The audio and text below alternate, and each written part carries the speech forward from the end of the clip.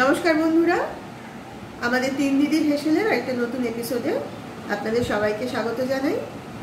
আশা করি সবাই ভালো আছেন, আমরাও ভালো আছি।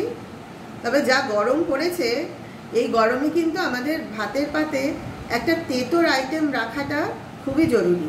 তবে রোজ তো এক ধরনের তেঁতো খেতে ভালো লাগে না, রোজ রোজ সেদ্ধও খাওয়া যায় না, ভাজাটাও রোজ রোজ খাওয়া উচিত না, আবার জুত করে শুক্তো রান্নাও রোজ হয়ে ওঠে না। তো সেই জন্য আজকে আমরা আপনাদের একটা খুব সহজ তেঁতোর রেসিপি দেখাবো, যেটা কিন্তু আপনারা চাইলে প্রায় দিনই আপনাদের ভাতের সঙ্গে রাখতে পারেন। এই রান্নাটা কিন্তু করা যেমন সহজ, তেমনি খেতেও সুস্বাদু, এবং সবথেকে বড় কথা, এই গরমে এই রেসিপিটা কিন্তু খুবই সহজ পাচ্য। তাহলে প্রথমে দেখিয়ে নিই যে কী কী উপকরণ আমরা ব্যবহার করছি এই রান্নায়। এখানে দেখুন, আমরা কেটে নিয়েছি পেঁপেগুলো আমি আপনাকে তুলে দেখাচ্ছি। এই যে একটু পাতলা পাতলা করে ছোট ছোট করে পেঁপেগুলো কেটেছি। এখানে নিয়েছি উচ্ছেগুলো এইভাবে কেটে নিয়েছি। ফোড়নের জন্য নেওয়া হয়েছে গোটা শুকনো লঙ্কা আর গোটা ধনে, আর আছে এখানে নুন, চিনি, আদা বাটা আর হলুদ। খুব সামান্য মশলাই এখানে ব্যবহার করা হবে, খুবই হালকার উপর রান্নাটা হবে, কিন্তু এটা খুবই সহজ পাচ্য এবং সুস্বাদু একটা পদ। তাহলে চলুন শুরু করা যাক। এখানে গ্যাস জ্বেলে একটা কড়াই বসিয়ে দেওয়া হয়েছে। কড়াইটা গরম হলে কড়াইতে সর্ষের তেল দেওয়া হলো। আমরা কিন্তু এই রান্নাটা সর্ষের তেলেই করব। তেলটা গরম হয়ে গেছে। প্রথমে উচ্ছেগুলো তেলে দিয়ে ভেজে তুলে রাখা হবে।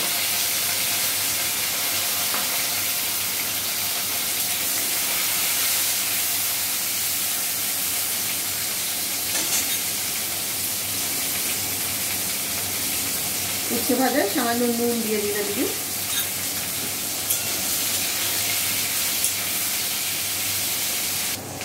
আমাদের উচ্ছেগুলো মোটামুটি ভাজা হয়ে গেছে।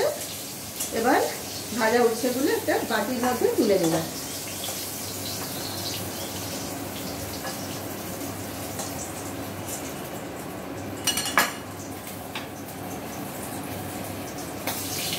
এবার তেলের মধ্যে দুটো গোটা শুকনো লঙ্কা আর কিছুটা গোটা ধনে ফোড়ন দেওয়া হলো।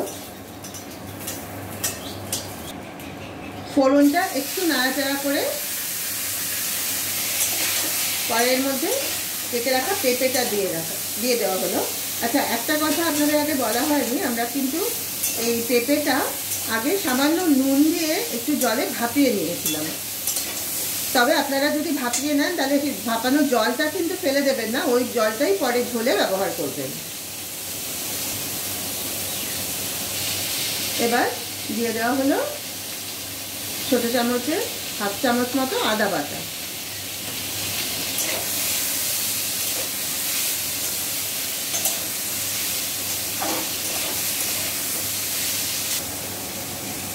দেওয়া হলো সামান্য হলুদ,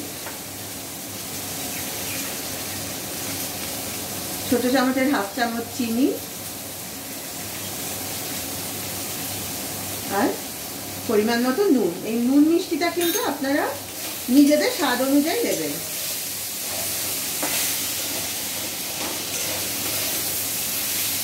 এবার ভালোভাবে সব উপকরণগুলো নেড়ে মিশিয়ে দেওয়া হবে।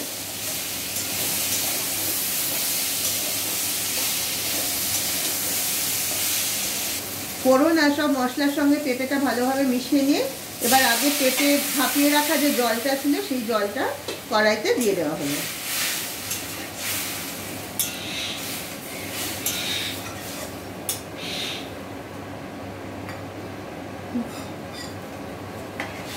এবার উচ্ছেটাও দিয়ে দেওয়া হলো। এবার উচ্ছে আর পেঁপেটা একসঙ্গে কিছুটা সময় সেদ্ধ হবে।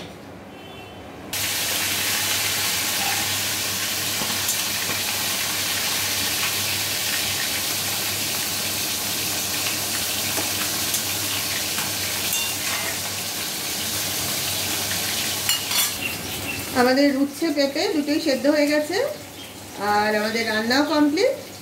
এবার একটা বাটিতে ঢেলে নিয়ে ব্যাস সার্ভ করে দিলেই হয়ে গেল।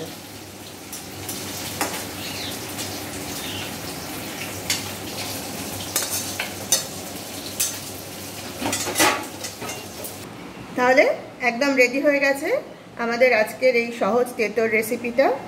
আপনারা কিন্তু সবাই একবার হলেও অন্তত বাড়িতে এটা বানিয়ে খেয়ে দেখবেন।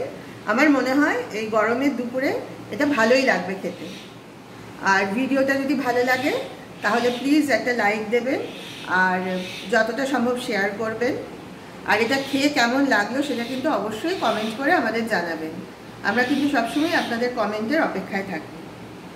আর যারা যারা এখনও আমাদের চ্যানেলটা সাবস্ক্রাইব করেননি তাদেরকে অনুরোধ করব, প্লিজ চ্যানেলটা সাবস্ক্রাইব করুন। আজ তাহলে এই পর্যন্তই, সবাই ভালো থাকবেন। আজ আসি, আবার কাল আপনাদের সঙ্গে দেখা হবে একটা নতুন রেসিপির সাথে। নমস্কার।